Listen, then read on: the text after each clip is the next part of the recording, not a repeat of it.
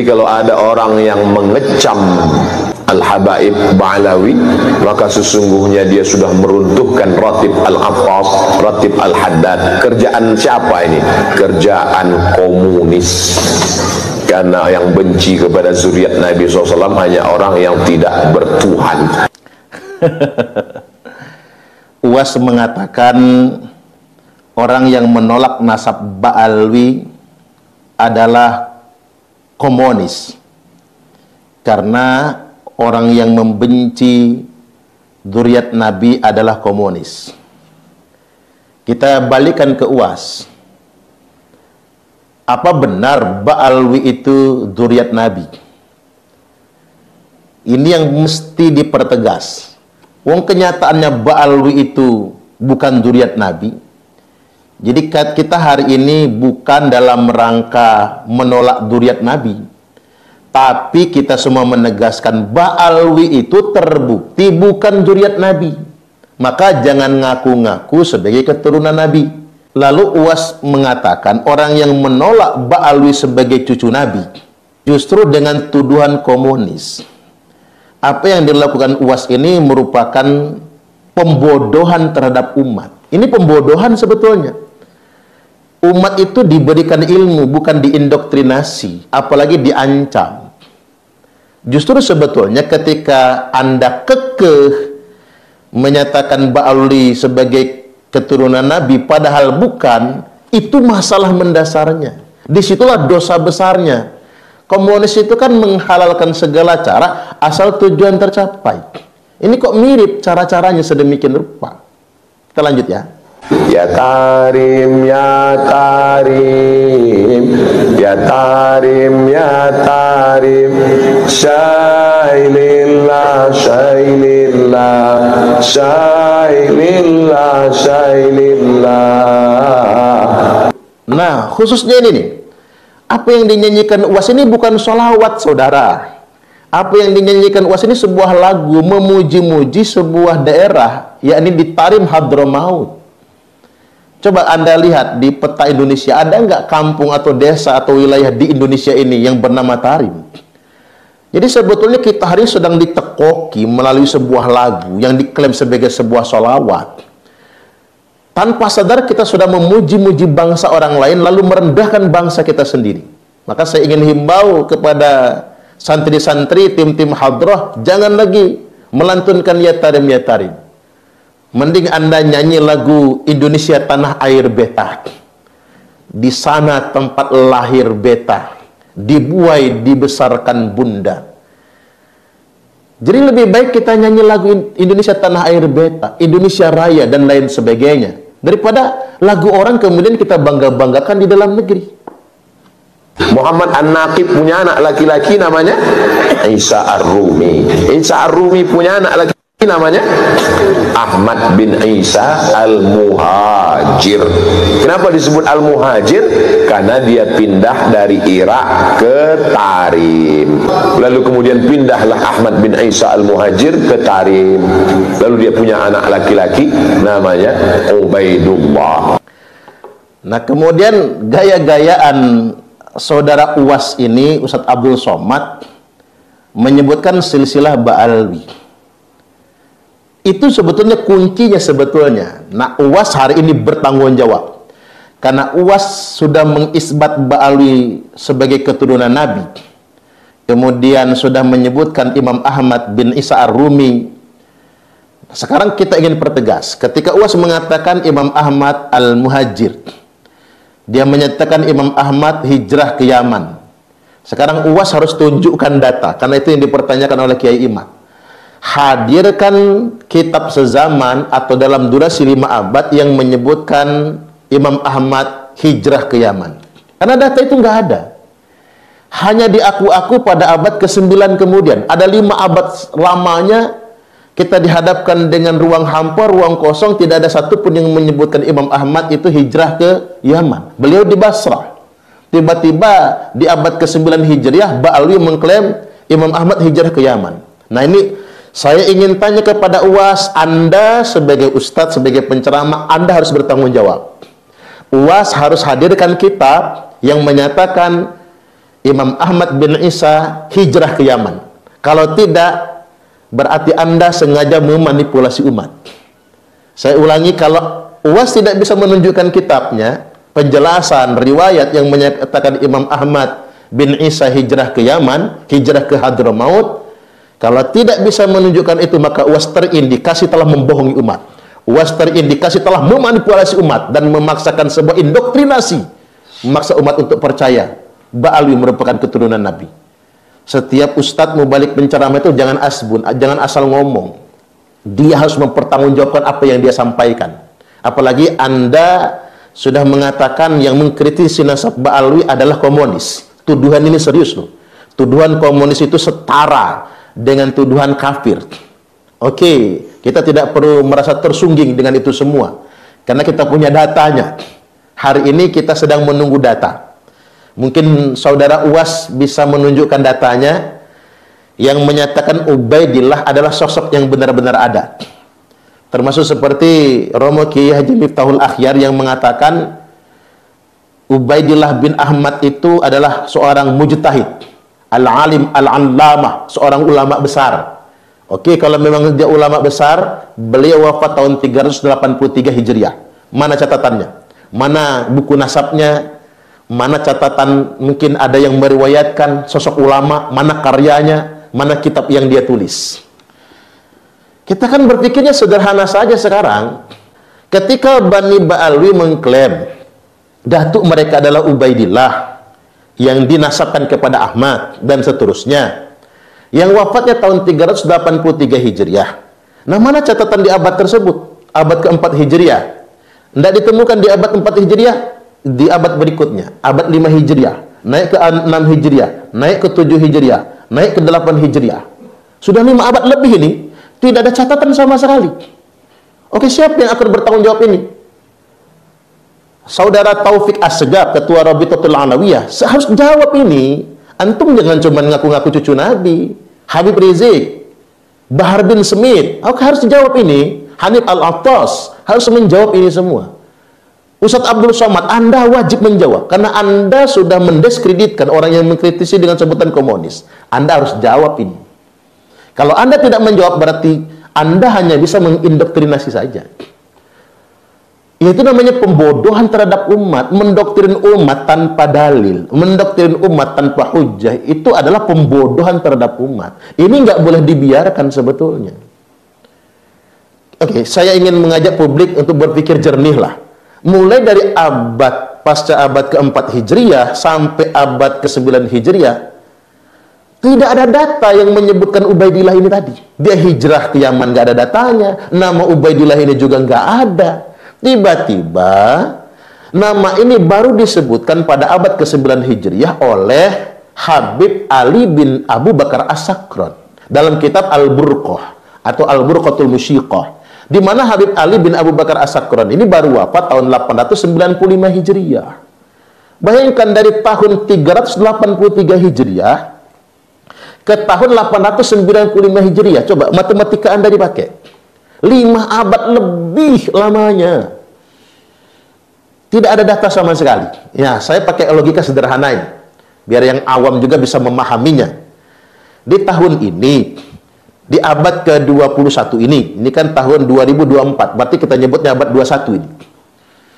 Kita mengenal di abad 21, kemarin di abad 20, ada seorang yang sangat terkenal, namanya Insinyur Soekarno. Orang tahu dong, beliau adalah Bapak Proklamator, Presiden Republik Indonesia yang pertama, di urutan pahlawan ditempatkan di nomor 1, dan punya anak. Nama anaknya Megawati, Soekarno Putri, Sukmawati, Rahmawati, Guntur Guru, dan nama-nama mungkin, ya inilah yang kita kenal sebagai nama anak Soekarno di abad ke-21 ini.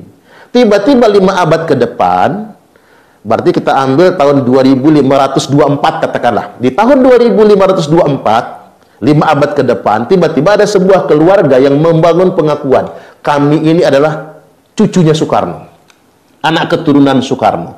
Lalu orang bertanya, loh kok bisa kalau Anda ini anaknya cucunya Soekarno? Apakah Anda ini adalah dzurriatnya Megawati, Sukmawati, Guru atau Guntur?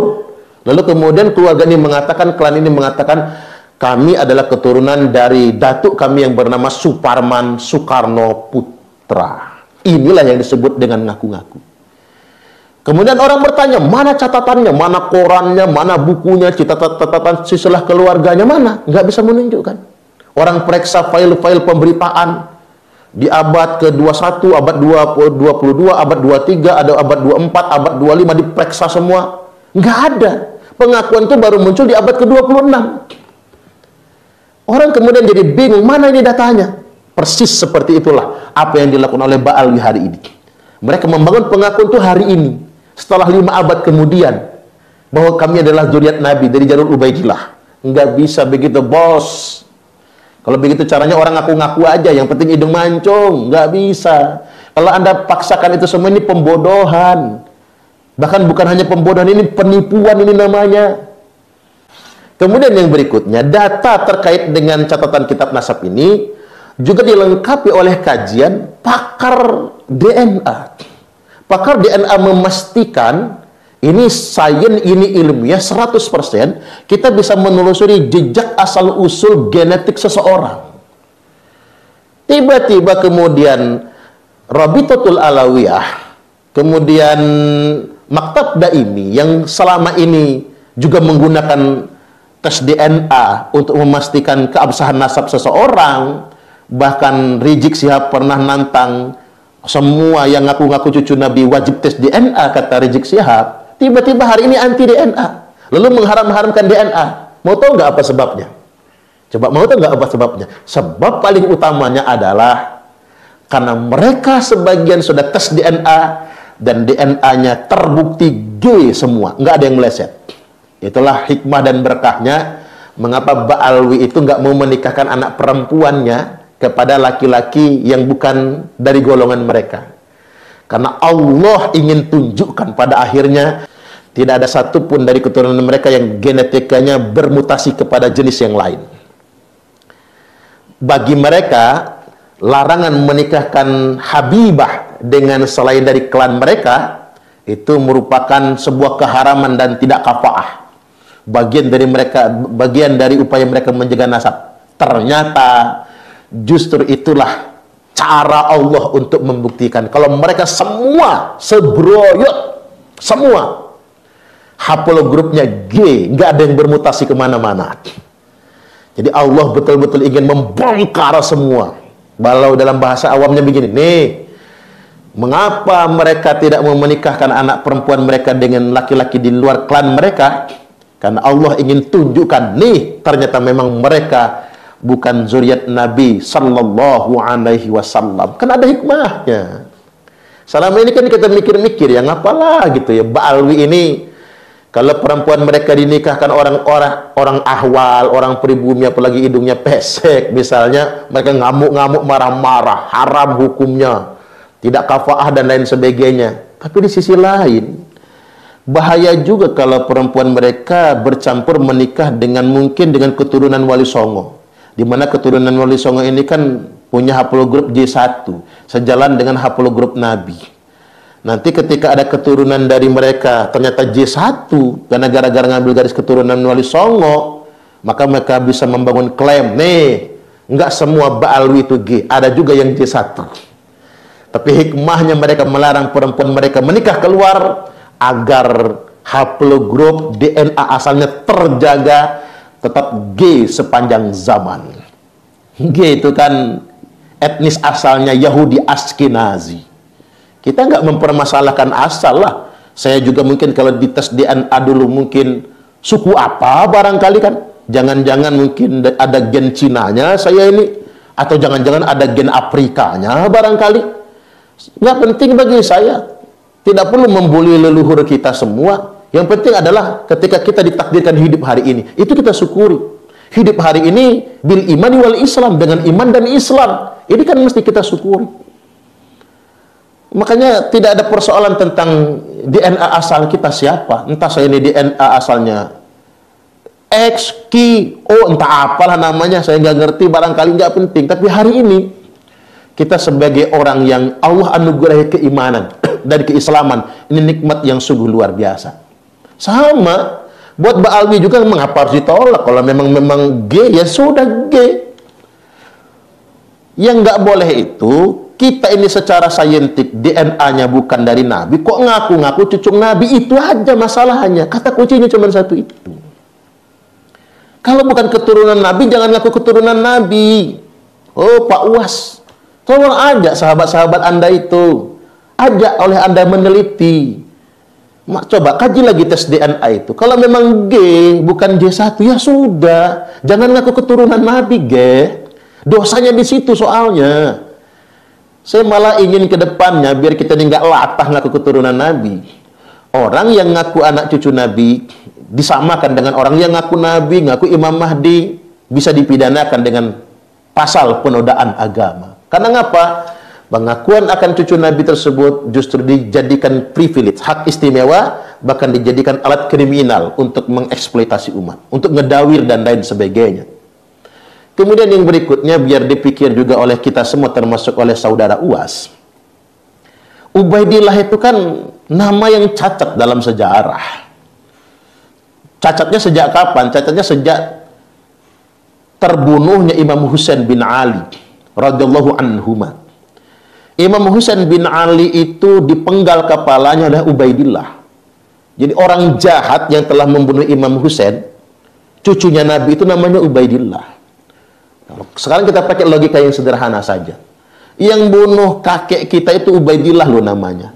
Masa kita punya anak mau dikasih nama Ubaidillah? Kan nggak masuk akal.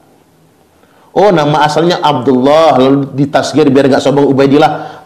Itu mah bisa-bisaan lu aja ngarang, ditasgir, tawadhu, bisa-bisaan. Ngarang sedemikian rupa. Ada aja cara ngelesnya. Memang begitu, kebohongan akan ditutupi dengan kebohongan berikutnya ditambah dengan seabrek kebohongan. Makanya mereka selalu kalau ceramahnya itu tentang kisah-kisah palsu semua. Kisah-kisah khurafat yang dibangun atas dasar kebohongan. Pahlawan nasional, pahlawan republik ini diklaim semua. Apa-apa yang menjadi bagian dari sejarah bangsa diklaim semua. Karena apa? Terbiasa berbohong. Maka semuanya dibangun berdasarkan kebohongan-kebohongan yang berikutnya. Belum lagi kemudian ada sosok fenomenal, Ubaidillah bin Ahmad Al-Habib. Makanya identik semua, Ubaidillah bin Ahmad Al-Habib. Ini adalah sosok yang mendirikan dinasti Fatimiyah, yang kemudian menjadi sultan dinasti Fatimiyah di Mesir, raja dinasti Fatimiyah. Mengapa orang Mesir kemudian percaya? Karena orang ini ngaku-ngaku cucu Nabi. Jadi cara Ubaidillah bin Ahmad untuk menguasai masyarakat Mesir agar percaya dan tunduk sama dia, dia membangun sebuah dinasti yang mengatasnamakan cucu Nabi, dinasti Fatimiyah, mengatasnamakan putri kesayangan Nabi. Dan orang Mesir percaya kalau mereka ini adalah zuriat Nabi, hingga kemudian terbongkarnya 270 tahun kemudian, terbongkar oleh Sultan Salahuddin Al-Ayyubi. Maka kemudian ditumpas. Ternyata betapa mengejutkannya ketika dibuka filenya, asal-usulnya Ubaidillah bin Ahmad ini bukan zuriat Nabi. Etnis asalnya adalah Yahudi. Orang Yahudi yang mengaku-ngaku Islam, lantas kemudian mengaku sebagai cucu Nabi. Dan ingat, 270 tahun lamanya masyarakat Mesir tertipu. Makanya mudah-mudahan nggak selama di Mesir lah hadirnya Kiai Haji Imaduddin Usman Al-Bantani di Indonesia hari ini sebagai seorang mujaddid adalah anugerah dari Allah untuk bangsa Indonesia, agar tidak terlalu lama kita semua termanipulasi. Walaupun saya tidak mendahului para masyayikh, tapi karena problematika hari ini adalah nasab, orang-orang yang mengaku cucu Nabi, Kiai Haji Imaduddin Usman Al-Bantani sudah ditakdirkan oleh Allah untuk mencerahkan umat. Innallaha yab'atu di hadhil ummati ala ra'si kulli mi'ati sanatin mayyujaddidu laha dinaha. Demi menjaga agama, Allah mengutus untuk setiap 100 tahun orang yang akan mendobrak, melakukan pembaharuan dan perbaikan, mayyujaddidu laha dinaha, yang akan memperbaiki dan memperbaharui agamanya. Mudah-mudahan sosok itu ada pada beliau. Jadi alih-alih hari ini buat para kiai, para ustadz, para mubaligh yang hari ini masih berhusnuzon dengan Mbak Alwi sebagai cucu Nabi, Jangan menggunakan doktrin-doktrin bodoh untuk mengancam umat dengan tuduhan komunis lah atau apa saja tuduhannya. Jangan. Cerahkan umat, hadirkan data, hadirkan penjelasan, jawab tentang tidak ada nama Ubaidillah selama 5 abad lamanya. Dan jawab juga tentang tes DNA yang telah terbukti DNA asalnya G, bukan J1. Ini wajib untuk dijawab. Mari kita cerahkan umat, kita cerdaskan umat. Ada yang bertanya sama saya, sampai mana endingnya Ustadz? Kita tidak perlu muluk-muluk. Kita sampai sama-sama menyadari kalau kita adalah sama umat Nabi juga. Kemuliaan bukan karena nasab. Inna akramakum indallahi atqakum. Sesungguhnya yang paling mulia di antara kalian semua di sisi Allah adalah orang yang bertakwa.